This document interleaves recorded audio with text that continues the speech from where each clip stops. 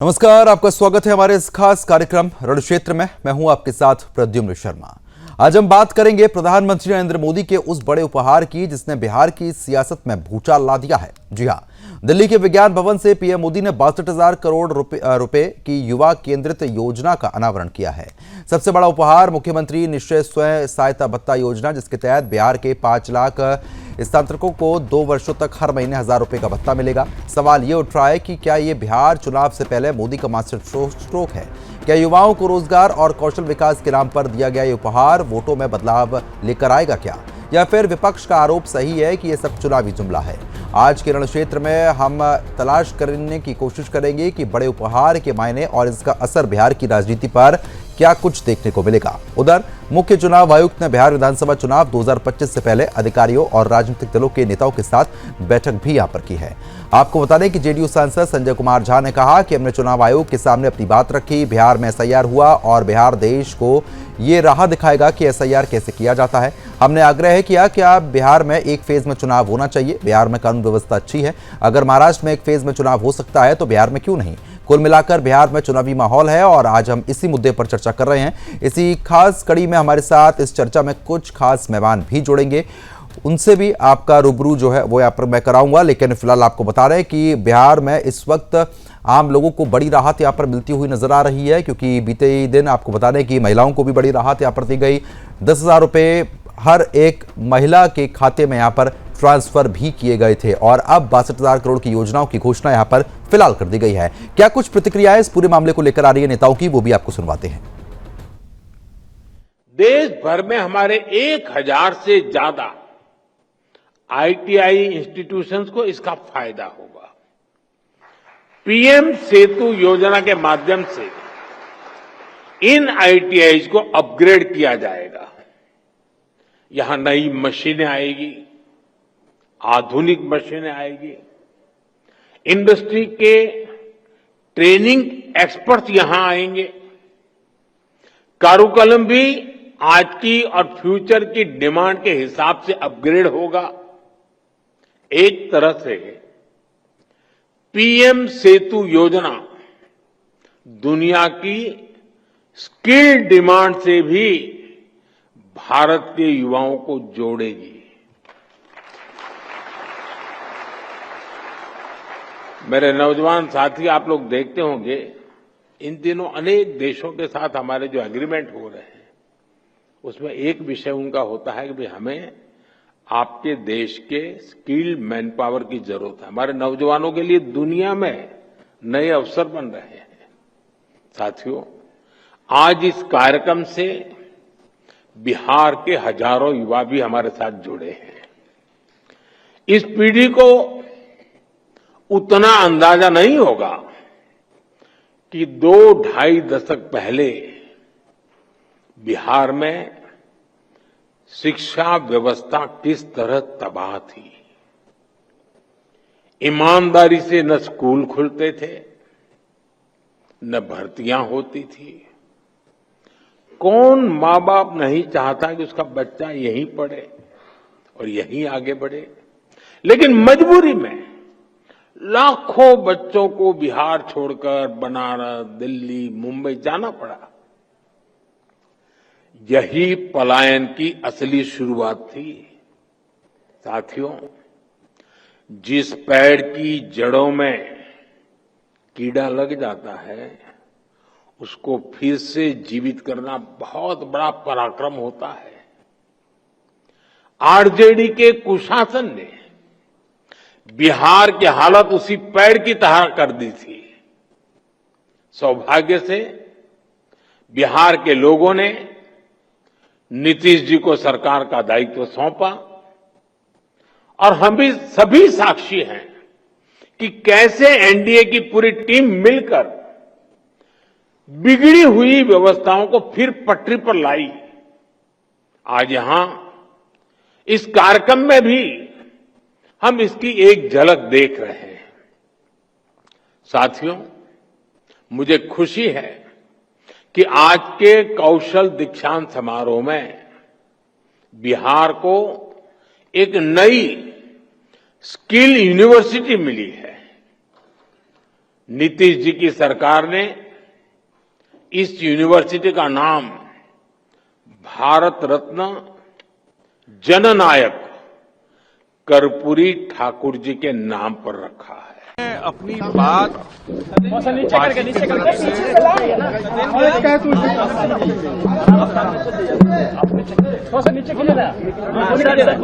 हम लोगों ने इलेक्शन कमीशन को अपनी बात रखी। एक तो धन्यवाद भी दिया कि बिहार में इतना एसआईआर का इतना इम्पोर्टेंट एक्सरसाइज हुआ है। बिहार देश को ये राह दिखाएगा कि एसआईआर कैसे किया जाता है, और जो स्पेशल इंटेंसिव रिवीजन बिहार में हुआ उससे बहुत क्लीन हुआ जो वोटर लिस्ट है। दूसरा, हम लोगों ने आग्रह किया है कि बिहार में एक फेज में चुनाव, बिहार में लॉ एंड ऑर्डर नक्सल कोई इशू नहीं है। दूसरा, हम लोगों ने ये आग्रह किया इलेक्शन कमीशन को कि सब जगह बूथ पर पैरामिलिट्री फोर्स रहे, जो गरीब गुरबा को वोट देने में कोई दिक्कत नहीं हो। यही सब आग्रह जो 2-3 इम्पोर्टेंट चीज था। छठ के बाद बहुत सारे लोग रहते हैं तो चुनाव का डेट तय हो जाए कि जो लोग बाहर से भी जो आते हैं छठ में वो अपना वोट दे सके। यही सब हम लोगों ने आग्रह किया इलेक्शन कमीशन। कितने फेजों में चुनाव के लिए? अब ये तो इलेक्शन कमीशन तय करेगा, लेकिन हम लोगों ने एक फेज का हम लोगों ने एक फेज के लिए सुझाव दिया है कि एक फेज में चुनाव बिहार में हो, क्योंकि बिहार में कानून व्यवस्था दुरुस्त है, कोई नक्सलिज्म का इशू नहीं है। अगर महाराष्ट्र में एक फेज में चुनाव हो सकता है तो बिहार में एक फेज में चुनाव क्यों नहीं हो सकता? एक फेज में चुनाव होना चाहिए। जो नाम कहते हैं क्या उस पर भी कोई चर्चा हुई है? नहीं, इस पर कोई बात, मैंने कहा ना, ये एक्सरसाइज बहुत अच्छा एक्सरसाइज था, सारे पार्टियों को इन्वॉल्व किया गया यहाँ पर, और उस पर कोई चर्चा नहीं। तब तो इलेक्शन में कैसे इलेक्शन का प्रक्रिया होगा? हम लोग कहा कि सब जगह पैरामिलिट्री फोर्स रहे, जो कहीं किसी को दिक्कत नहीं हो वोट देने में। तो लार्जली यही सब सुझाव हम लोगों का रहा। तो फिलहाल जिस तरीके से आपने सुना, जहां पर लगातार आपको बताने की अलग अलग प्रतिक्रियाएं नेताओं की तरफ से यहां पर जरूर देखने को मिली है। अब चर्चा को आगे बढ़ा लेते हैं। खास मेहमान हमारे साथ लगातार जुड़ चुके हैं, उनका भी आपसे रुख करा देता हूं। बीजेपी प्रवक्ता हैं अनिकेत झा हमारे साथ लगातार जुड़ गए हैं। अनिकेत जी, आपका बहुत बहुत स्वागत है। कांग्रेस प्रवक्ता है रतन तिवारी जी, आपका भी बहुत बहुत स्वागत है। जेडीयू प्रवक्ता किशोर कुणाल जी हैं, आपका भी स्वागत। आरजेडी प्रवक्ता आरजू खान हैं, आपका भी स्वागत है। अनूप कुमार राजनीतिक विश्लेषक हैं। सैयद मसीह प्रवक्ता है जनसुराज पार्टी के, आपका भी बहुत बहुत स्वागत है। क्योंकि जिस तरीके से अब लगातार सौगातों का समय है, चाहे महिलाओं की बात कर लें, युवाओं की बात कर लें, लगातार सौगात जो है वो यहां पर दी जा रही हैं। समझना यह जरूरी है क्योंकि अब बिहार में लगातार चुनावी मौसम है, चुनाव अब नजदीक है, और चुनाव से पहले जितनी बड़ी यहां पर घोषणाएं और सौगात दी जा रही है, उससे क्या आने वाले समय में इस पूरे मामले को लेकर एक नया मोड़ यहां पर मिल सकता है, क्या ये जरूरी चीज हो जाती है। खास मेहमान हमारे साथ लगातार बने हुए हैं। सबसे पहले जेडीयू प्रवक्ता जो है मैं उन्हीं के पास जाना चाहूंगा, किशोर जी, क्योंकि देखिए बड़ी सौगातें यहां पर लगातार मिल रही है, जनता लगातार डाइवर्ट होती है, और इससे कहीं ना कहीं अब बीजेपी सरकार को फायदा मिल सकता है क्या?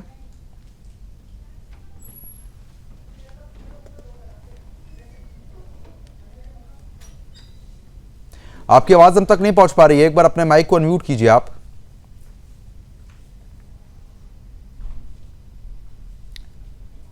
किशोर जी, आपकी आवाज नहीं आ रही है, मैं तुरंत आपके पास दोबारा लौटूंगा। अनिकेत झा लगातार बने हुए हैं। अनिकेत जी, क्योंकि देखिए जिस तरीके से बड़ी सौगात यहां पर हमेशा दी जाती है, इससे पहले भी देखने को मिला है, चुनावी सौगात है या वाकई में अब बिहार का उद्धार करना है?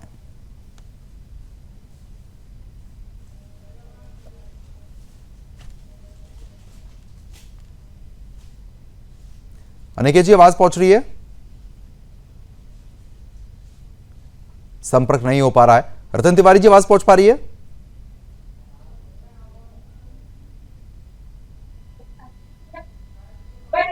आवाज मिल रही है। ठीक है। अनूप जी, आपकी आवाज पहुंच पा रही है? मेरी आवाज पहुंच पा रही है अब तक? जी, आपकी आवाज आ रही है। ठीक है। अभी फिलहाल 2 गेस्ट की आवाज नहीं मिल पा रही है, लगातार टीम काम कर रही है, तो आवाज उनकी भी दुरुस्त की जाएगी। लेकिन रतन जी देखिए, अब मैं सवाल आप ही से ले लेता हूं, क्योंकि बड़ी सौगातों का समय है, सिर्फ चुनावी जुमले हैं, चुनावी वादे हैं, या फिर बिहार को अब बदलने की कवायद शुरू हो रही है? देखिए शर्मा जी, जिस प्रकार बिहार के अंदर एक ऐसा माहौल हम लोगों ने तैयार किया, बिहार के लोगों को, खासकर बिहारियों को हमने जगाने का काम किया कि किस प्रकार 20 सालों तक बिहार को, बिहारियों को बर्बाद किया गया, बिहारियों के रोजगार को छीना गया, बिहारियों को महंगाई की मार झेलनी पड़ी, बिहारियों को लाठी डंडे खाने पड़े और बिहारियों को 10,000 रुपया मुख्यमंत्री जी ने देकर, प्रधानमंत्री जी देकर यह बताने की कोशिश कर रहे हैं कि आपके वोट की जो कीमत है वो 10,000 रुपया है। आप बताइए ना कि 10,000 रुपए में कौन सा रोजगार खुल जाता है? 10,000 रुपए में अगर हम भाजी का धंधा भी खोलने जाएंगे तो नहीं हो पाता। तो खासकर महिलाओं को 10,000 रुपया देके बिहारियों का अपमान किया है, बिहार की महिलाओं का अपमान किया है। उस अपमान का बदला निश्चित तौर पे बिहार की जनता लेने जा रही है। आप बताइए 20 साल में, मुझे भाजपा के प्रवक्ता हो या जेडीयू के प्रवक्ता है, मुझे 20 साल में बताइए कितने एम्स खोल दिए, कितने विश्वविद्यालय बना दिए, कितने हाई स्तर के स्कूल कॉलेज बना दिए, मुझे बताना चाहिए इस चैनल पे। 20 वर्ष में शर्मा जी एक भी काम बिहार की जनता को नहीं मिला है, एक भी प्रोजेक्ट इन लोगों ने लाया नहीं है। उसका कारण है कि बिहार में भारी मात्रा में पलायन हो रहा है। बिहार के लोग भारी मात्रा में गुजरात जाने पर मजबूर है, महाराष्ट्र जाने पर मजबूर है, साउथ में जाने को मजबूर है और वहां जाकर वो मारे जा रहे हैं, पीटे जा रहे हैं। लेकिन ये नीतीश कुमार की जो सरकार है वो हाथ पे हाथ रख के देख रही है। अब समय आ चुका है, बिहार में चुनाव होने जा रहा है और बिहार की जनता पूरी तरीके से तैयार है। इस बार बड़े अच्छी तरीके से बदला लेगी, इन भ्रष्टाचारियों को सबक सिखाएगी जिन्होंने बिहार की जनता की सेवा करने के नाम पे लूट खसोट की है और उनका लगातार पोल खुलते जा रहा है। बिहार तैयार है शर्मा जी। चलिए ठीक है, इसका जवाब ले लेते हैं कि कितने एम्स यहां पर दिए गए हैं और जनता वाकई में पलायन कर रही है या फिर जो 62,000 करोड़ की सौगातें महिलाओं को मजबूत किया जा रहा है उसका फायदा भी यहां पर मिल रहा है। बीजेपी प्रवक्ता को मेरी आवाज पहुंच पा रही है क्या? नॉइजिंग काफी है आवाज में। अनिकेत जी आवाज पहुंच रही है? अनिकेत जी आवाज पहुंच रही है? चलिए ठीक है, संपर्क नहीं हो पा रहा, दोबारा संपर्क साधने का प्रयास किया जाएगा। अनूप कुमार जी मैं आपसे समझना चाहूंगा, क्योंकि राजनीतिक विश्लेषक हैं, आप बेहतर समझते हैं कि अभी परिस्थिति क्या बनी हुई है। चुनावी वक्त है, महिलाओं को सशक्त करने का प्रयास तो खैर बहुत समय पहले से लगातार जारी है और 62,000 करोड़ की अब योजनाओं का भी यहां पर जिक्र किया गया है। किस तरीके से आप देख रहे हैं कि बिहार में क्या बदलाव आएंगे? देखिए, अभी जो सरकार ने योजना लाई है, इसके पहले भी सरकार ने लगातार महिलाओं के उत्थान के लिए कई अलग अलग योजनाएं लाई। उसमें SC/ST के लिए भी उद्योग विभाग से उनको 10 लाख से लेकर 20 लाख तक का लोन का व्यवस्था किया है, युवाओं के लिए व्यवस्था किया है, नौकरी रोजगार के लिए व्यवस्था की है। ये आरोप बिल्कुल निराधार है कि सरकार चुनाव को देखते हुए कर रही है। ये डबल इंजन की सरकार है, नीतीश जी और मोदी जी की सरकार है, यहाँ डबल इंजन है और ये इसका असर राज्य की सड़कों पे, युवाओं के उद्यम पे और कानून व्यवस्था पे, बिजली पे, शिक्षा पे, ये चारों तरफ और स्वास्थ्य पे विशेष करके जितना काम बिहार में हुआ है या हो रहा है ये सचमुच बहुत सराहनीय है। और मैं समझता हूं कि जो आरोप लगा रहे हैं कि यहाँ कुछ काम नहीं हो रहा है, चुनावी है, उनको एक बार पिछले 2-3 सालों से जो विकास का कार्य लगातार चल रहा है उस पर उनको एक बार रिव्यू जरूर करना चाहिए। लेकिन क्योंकि अब देखिए, अब कांग्रेस प्रवक्ता लगातार कह रहे हैं कि भाई ना एम्स खुले हैं, जनता पलायन कर रही है, उस बात में कितनी सच्चाई है? देखिए, जनता कोई पलायन नहीं कर रही है, ये आज की बात नहीं है, बहुत जमाने की बात है। सरकार तो प्रयास कर रही है कि जो बच्चे बिहार से बाहर गए हैं वो बच्चे वापस बिहार में आकर सेटल हों।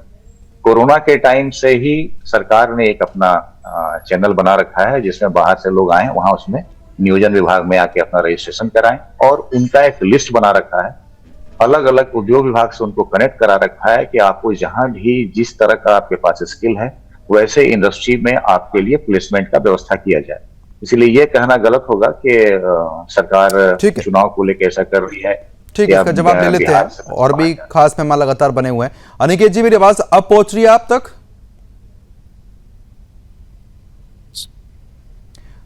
अनिकेत जी एक बार माइक को अनम्यूट कीजिए आप। जी पहुंच रही है। ठीक है अनिकेत जी, क्योंकि देखिए कांग्रेस प्रवक्ता भी लगातार कह रहे हैं, रतन तिवारी जी बने हुए हैं, वो ये कह रहे हैं कि ना एम्स खुला, जनता पलायन कर रही है, क्योंकि अब चुनाव नजदीक है तो आप लोग बड़ी बड़ी सौगातें दे रहे हैं, लेकिन उससे पहले आपको बिहार का ख्याल नहीं है।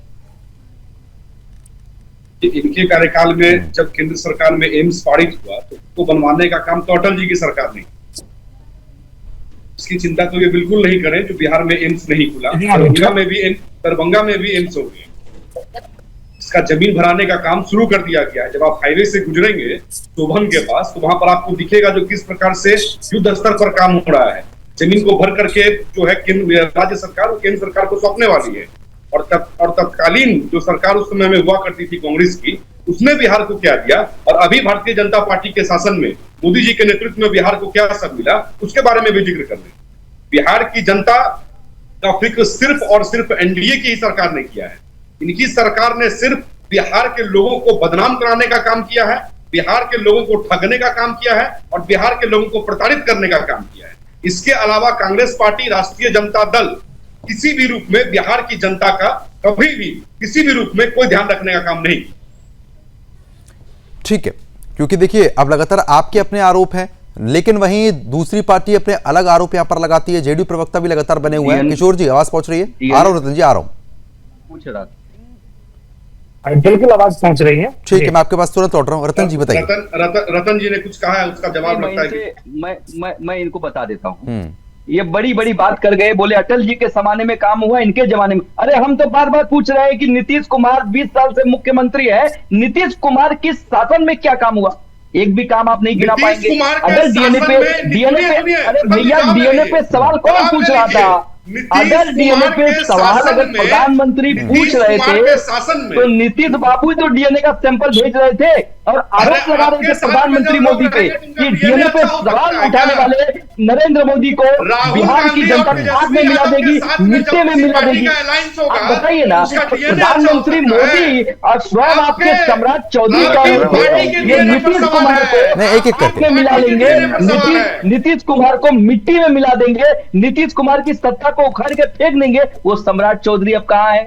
अरे आप बताइए ना, भारतीय जनता पार्टी का जो चेहरा है वो बेनकाब हो चुका है। तो चोर चोर मौसूरे भाई वाला कहानी सामने आ चुकी है। मैं बार बार कह रहा हूं, बिहार के डीएनए पे सवाल उठाने वालों को तमाचा मारा जाएगा, भ्रष्टाचारियों को तमाचा मारा जाएगा, बिहार को लूटने वालों को तमाचा मारा जाएगा, महिलाओं का अपमान करने वाले के ऊपर तमाचा मारा जाएगा। बिहार तैयार है पूरी तरीके से। चलिए ठीक है, आपके अपने आरोप हैं, ठीक है बोलिए। भ्रष्टाचारी कांग्रेस, नेशनल हेराल्ड घोटाला किसने किया? कोर्ट घोटाला किसने किया? बिहार की महिलाओं का अपमान किसने किया? राष्ट्रीय जनता दल के गोद में बैठ करके शासन चला रहे थे बिहार में, और बिहार में महिलाओं का अपमान हो रहा था। बिहार पे आइए। चलिए ठीक है, अब बिहार में क्या हो रहा है इसका जवाब देंगे किशोर जी, जवाब देंगे किशोर कुणाल जी, क्योंकि देखिए अब लगातार ये कहा जा रहा है कि बीजेपी की बात को अलग रख के नीतीश सरकार में कुछ काम नहीं हुआ है। ये कांग्रेस प्रवक्ता के आरोप है, क्या काम हुआ एक बार गिनवाइए ना आप। देखिए, कांग्रेस प्रवक्ता ऐसे पार्टी से बिलोंग करते हैं जो 12 बजे रात में इमरजेंसी और 3 बजे रात में बिहार के विधानसभा को भंग करने का काम किया है। वो पार्टी आज लोकतंत्र की दुहाई दे और बिहार के विकास की बात करे। मुझे आप 45 मिनट दीजिए, मैं कंटिन्यूअस बताता हूँ कि बिहार में क्या विकास हुआ। बिहार में वो विकास हुआ जो इन्होंने 70 साल में विकास नहीं किया था। बिहार में चाहे किसी भी सेक्टर की बात करें, विकास की नई परिभाषा गढ़ी गई है, लिखी गई है, और उसके नायक श्रीमान नीतीश कुमार जी हैं। अगर ये नीतीश कुमार की रिलेवेंसी पे इनको डाउट है तो ये डिबेट बिना नीतीश कुमार के नाम का कंप्लीट कर लें, हम मान लेंगे कि नीतीश कुमार का कोई रिलेवेंसी बिहार की राजनीति में नहीं है। तो बिल्कुल स्पष्ट है, मैं एक नहीं 1000 काम गिना सकता हूँ, और खासकर कांग्रेस पार्टी। चलिए ठीक है ना, आप 4 बड़े काम गिना दीजिए, 4 बड़े काम गिना दीजिए, बात को लंबी मत कीजिए। नहीं 4 क्या, मैं 40 बड़े नाम के काम गिनाता हूँ। बता दीजिए कि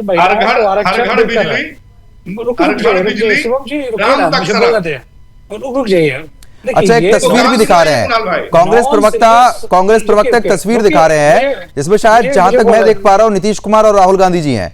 एक बार फुल स्क्रीन पर दर्शकों को दिखा देते हैं, कांग्रेस प्रवक्ता तस्वीर दिखा रहे हैं। देखिए कांग्रेस के जो प्रवक्ता महोदय बैठे हुए हैं, उनको ये पता नहीं कि इनका जो 99 सीट आया है उस इंडिया गठबंधन के सूत्रधार भी नीतीश कुमार ही थे। ये 4 काम की बात कर रहे हैं। मुझे लगता है आपको भी जर्नलिज्म समझना चाहिए। 4 नहीं, आप 40 काम की बात कीजिए ना। मैं अरे 40 काम की बात करूंगा तो पूरी डिबेट खत्म हो जाएगी भाई साहब। बिहार पहला, सुन लीजिए आप, बिहार पहला स्टेट है जिसने जिनका मॉडल दिया, जिसको आज 4 कंट्री और अलग अलग राज्य फॉलो कर रहा है। कांग्रेस शासित राज्य इसको फॉलो कर रहा है। आज कांग्रेस के प्रवक्ता हंस रहे हैं, उनके पास अगर सीरियसनेस होता तो इस बात को दरकिनार कर दें कि क्या कांग्रेस ने जीविका मॉडल को फॉलो करके आजीविका के नाम से पूरे देश में लागू किया या नहीं। बिहार में महिलाओं को आरक्षण दिया, क्या कांग्रेस के लोग बताएं कि कांग्रेस की सरकार ने नीतीश बाबू कहाँ चुके हैं देख लीजिए। बिहार ने योजना के तहत अनिकेत जी भी कुछ तस्वीर दिखा रहे हैं राहुल गांधी जी की, एक बार वो भी देखिए। इसी तरह से डिबेट करना हो तो मत बुलाए कीजिए, कंस्ट्रक्टिव डिस्कशन होना चाहिए। अगर आपने मुझे समय दिया है तो मेरी बात को सुनिए। बंद हो गया, हजारों फुटेज दिखा सकता हूँ, एक दूसरे को जलील करने के लिए। यहाँ काम की बात अगर हो रही है तो काम की बात को सुनने का मादा रखिए। अगर बिहार की अगर बात करते हैं तो बिहार ने 35% आरक्षण दिया है महिलाओं को नौकरी में। देश में सबसे अधिक पुलिस कांस्टेबल महिलाओं में है तो बिहार में ये वही बिहार है जो लालू प्रसाद यादव के टाइम में रतन जी दांत निपोर के हंस रहे हैं। बीसीसीआई के चेयरमैन हुआ करते थे लालू प्रसाद यादव जी। हंसी तो जनता आपके ऊपर हंस रही है। कभी लालू के सदन में जाते हो, कभी कांग्रेस के सदन में जाते हो, कभी बीजेपी के आगे समर्थक होते हो। भैया पलटू राम को पलटू राम कहना है। जवाब सुनिए। बिहार वो स्टेट है जो यही लालू प्रसाद यादव जी कांग्रेस के बीसीसीआई का चेयरमैन रहते हुए बिहार के क्रिकेट को बंटरधार कर दिए, और वही नीतीश कुमार जो है जो इंटरनेशनल क्रिकेट स्टेडियम बनाने का काम कर रहा है। बिहार खेल के मैदान में, खेल के क्षेत्र में उत्कृष्ट काम कर रहा है तो वो नीतीश कुमार ही है।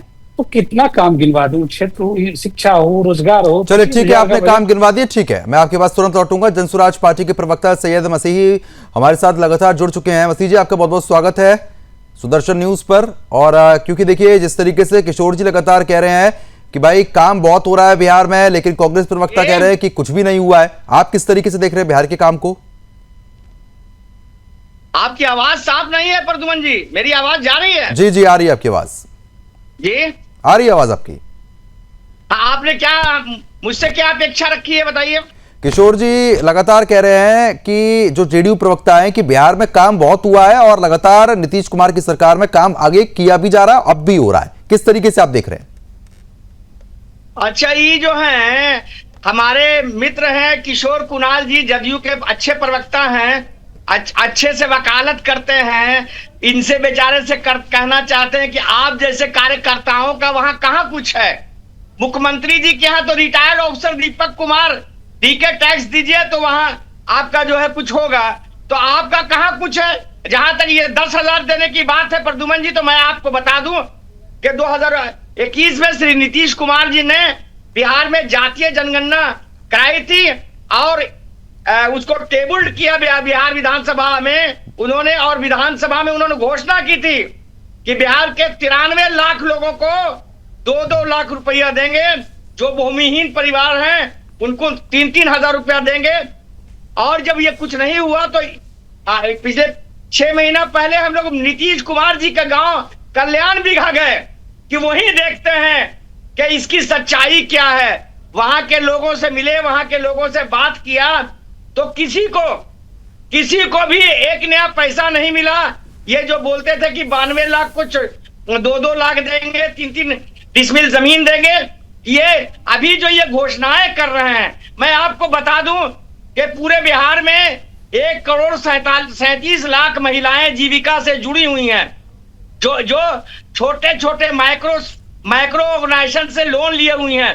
वो उनका 13% लगभग उनको हर ये देना पड़ता है इंटरेस्ट। तो परेशान है, खाना लोग नहीं खाता है, भुखमरी की स्थिति होती है। लेकिन उन जो बैंक के बिचौलिए हैं जो वसूले पैसा आते हैं उनको देने के लिए उन लोग के बहुत तो 10,000 जो इन्होंने दिया है नीतीश कुमार जी ने, तो ये तो सूद के इंटरेस्ट में ही चला, जो लोन लिया है उसके इंटरेस्ट में चला जाएगा। सच्चाई यही है। और आज मुख्य निर्वाचन पदाधिकारी, भारत के मुख्य निर्वाचन आयुक्त और उनकी टीम आने वाली थी, तो कल ही शुक्रवार को कल नीतीश कुमार जी ने स्पेशल बैठक की और कुछ घोषणाएं की, पिटारा खोला, अपने मनचाहे अधिकारियों का चुनाव में पोस्टिंग किया। समाज के कई वर्गों को उस पोस्टिंग में जगह नहीं दी गई और सब कुछ कब हो गया।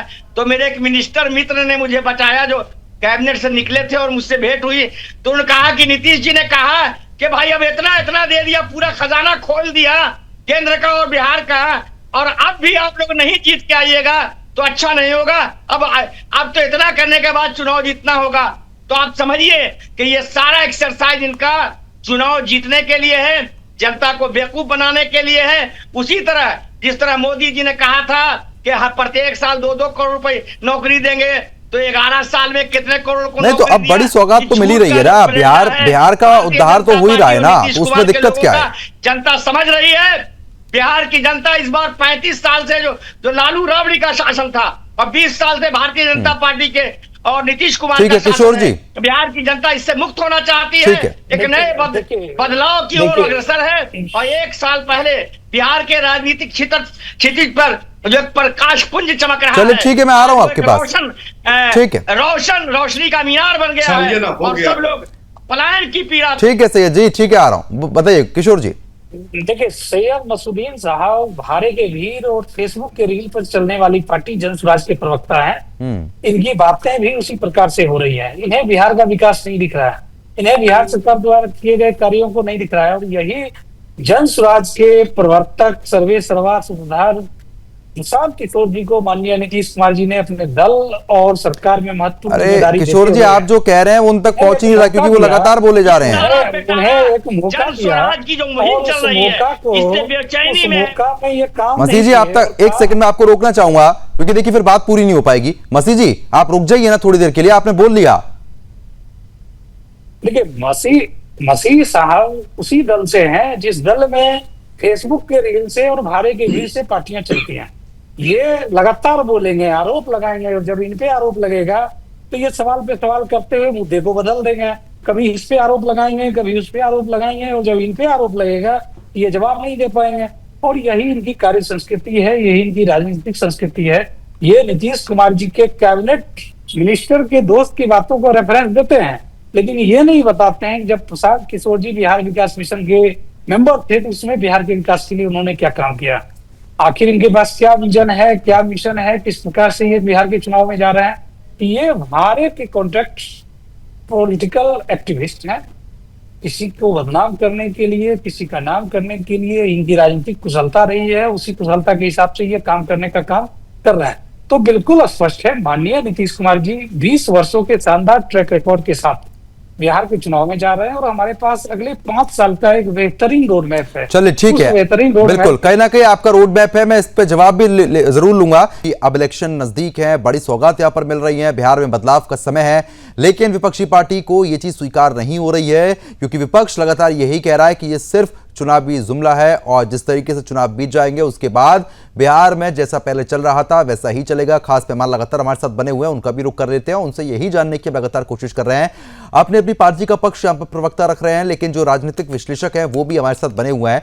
अनूप जी, क्योंकि देखिए अब चाहे 62,000 करोड़ की बात कर लेते हैं, जो सौगात का जिक्र कर लेते हैं, या फिर महिलाओं की बात कर लेते हैं, जो महिलाओं को सौगात दी गई है, कुल मिलाकर बिहार में बदलाव की जो नीति है वो तो यहां पर अपनाई जा रही है ना। बिहार में बदलाव तो हो ही रहा है ना, विकास तो हो ही रहा है ना, तो इससे परेशानी क्यों है? देखिए, मेरा मानना है कि ये जो चुनावी स्टंट कह सकते हैं, लोग कह रहा है कि चुनावी स्टंट है, अगर थोड़ी देर के लिए मान भी लेते हैं कि चुनावी स्टंट है, तो विकास हो कहां रहा है? बिहार में ही हो रहा है। और किन के लिए हो रहा है? उन्हीं युवाओं के लिए, उन्हीं महिलाओं के लिए। तो आप इसको चुनावी स्टंट नहीं देके इसको विकास का मार्ग क्यों नहीं मानने के लिए तैयार है? और जहां तक बात है सैयद मसीहुद्दीन साहब की कि पर्टिकुलरली सरकार के अधिकारियों के बारे में बात, ये विकास की बात है। आप विकास की बात करें और पिछले शासनों में 20 साल के पहले के राजद के शासनों को अगर कंपेयर करें तो आज, अगर उस समय हम -10 पे थे तो आज कह सकते हैं कि हम +70 पे हैं, 100। रोड का जाल बिछ गया है, हेल्थ में इतना सारा काम हुआ है, युवाओं के लिए इतना स्कीम चल रहा है, महिलाओं के लिए है, SC ST के लिए। कैसे कहते हैं कि विकास का काम नहीं हो रहा है? और अभी चुनाव का समय हर पार्टियां करती है, इसमें कोई नई बात तो है नहीं। चुनाव का समय तो सबका बजट होता है, लोग कहते ही हैं, चाहते हैं लोगों को एक बार फिर से रिवाइव कराना, इसमें क्या गलत है? ठीक है, सैयद मसीह जी बताइए, सैयद मसीह जी बताइए आप।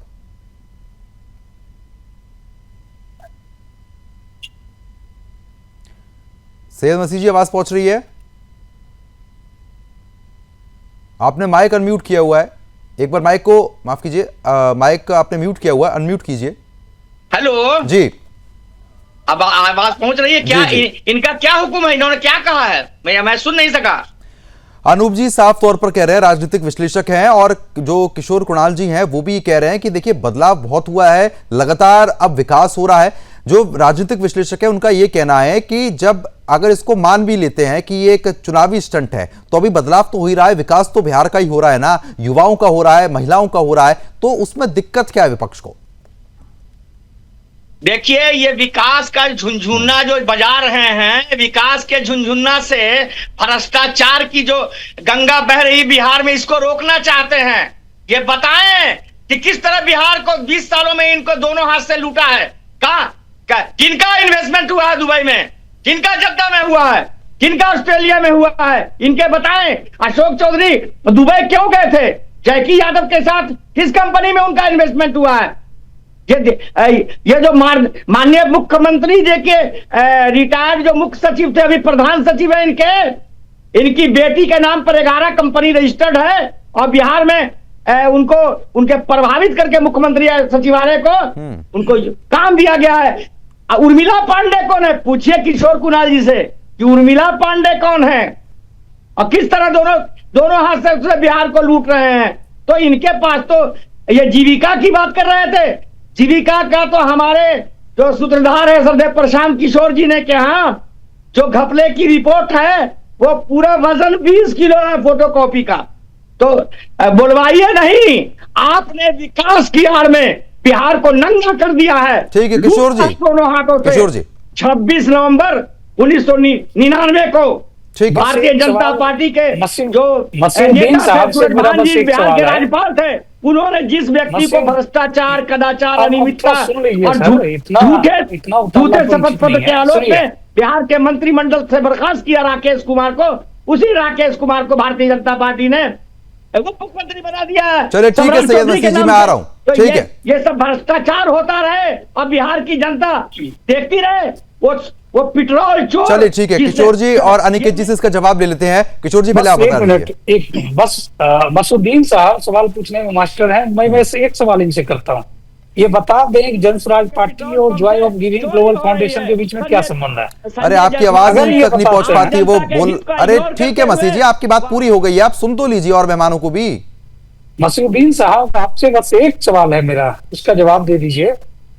अब ये चुप होंगे तब तो मैं सवाल करूं। और इनके कलई हम लोग खोले तो नहीं, किस नाम ले कौन कौन लुका है? मसीह जी 2000, 4000, 5000 ठीक है मसीह जी, एक मसीह जी थोड़ा सा शांत हो जाइए, आप थोड़ा सा शांत हो जाइए, किसी और की बात भी आप सुनिए। अब आप नॉन स्टॉप बोलेंगे तो फिर तो चर्चा नहीं बढ़ पाएगी ना आगे। देखिए किशोर जी आपसे एक सवाल पूछ रहे हैं, एक सवाल आप सुन लीजिए। साहब आपसे मात्र एक सवाल है मेरा, बता दीजिए Joy of giving global foundation और जनसुराज के बीच में क्या कानूनी संबंध है? सिर्फ इसी सवाल का जवाब दे दीजिए, इस डिबेट को क्या बोले हैं पद्मन जी? एक बार अपना सवाल दोहरा दीजिए। Joy of giving global foundation और जनसुराज पार्टी के बीच में क्या संबंध है? इस पार्ट को आपसे बता दीजिए। कुणाल भाई, हमारे कल भी मौर्या होटल में कनक्लेव था, इसमें आपने जो सवाल किया वो सवाल पूछा गया था। सरदेव प्रशांत किशोर जी ने जवाब दे दिया है तथ्यों के साथ, डॉक्यूमेंट के साथ। हम तो डॉक्यूमेंट के साथ बात कर रहे हैं कि ये 200 करोड़ जो गया ट्रस्ट में कहां से आया बताओ, कहां 500 करोड़ का और अभी आने वाला है। तो हम तो डॉक्यूमेंट अकाउंट नंबर के साथ बता रहे हैं, आप भी अकाउंट नंबर के साथ बताइए कि कंपनी है गलत है, कहाँ अनियमितता बरते। आप बीफ कंपनी से चंदा लेने वाले सैयद जी आप सुना तो कीजिए। ठीक है अनिकेत जी बताइए। अनिकेत झा जी आवाज पहुंच रही है? पूछ रहा हूँ मैं इनसे सिर्फ इतना पूछ रहा हूँ कि Joy of giving global foundation और जनसुराज के बीच में क्या कानूनी संबंध है? क्या यह सच नहीं है कि जनसुराज का पेरेंटल राइट्स और वो भी 10-10 रुपए दे करके सदस्य बन रहे हैं? हमारा जो जनसुराज सहयोग राशि का ऐप है उसमें। चलो ठीक है आपने जवाब दे दिया। अनिकेत जी बताइए, अब बिहार पे आ जाते हैं, एक बार फिर से बिहार पे आ जाते हैं। 50,000 की राशि प्रत्येक दिन आज के पास है। देखिए महात्मा गांधी की तस्वीर लगा करके और शराब खोलने वाले लोग बिहार की चिंता नहीं करें, किसी दूसरे का भेद खोलने का इच्छुक नहीं रहे। इस पार्टी के झंडे पर महात्मा गांधी की तस्वीर रहेगी और वो पार्टी कह रहा है कि पहला काम हम शराबबंदी को खत्म करेंगे, वो ये बात नहीं करे, उन पर शोभा नहीं देती है। दूसरा चीज कि अभी हम लोग बिहार विधानसभा चुनाव के निकट पे, आज इलेक्शन कमीशन यहाँ आ चुकी है और अनेकों तरीके के बात निकल करके आ रहे हैं। हमारे दल की तरफ से कहा गया है कि 2 चरणों में चुनाव किया जाए, कहीं पर 1 चरण में करने की बात है। हो गया। भारतीय जनता पार्टी और एनडीए पूर्णतः तैयार है इस विधानसभा चुनाव को लड़ने के लिए और 200 से ज्यादा सीट जीतने।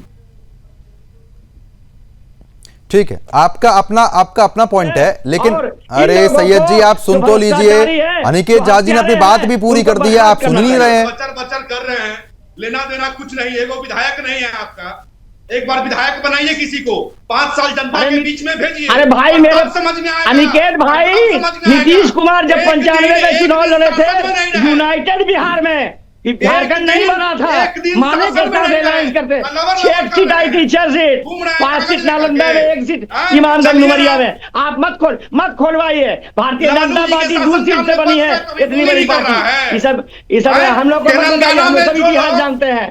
राजनीति में आप जान लीजिए, जेपी का मूवमेंट जो हुआ था वो भी 11 नया पैसा गुजरात के मेष में बच्चों का बढ़ गया था, इसलिए पूरे देश में आंदोलन हुआ था। और बिहार में तो रोजाना घोटाला, रोजाना लूट मची हुई है। तो जनता को अरे अब कौन सी लूट हो रही है?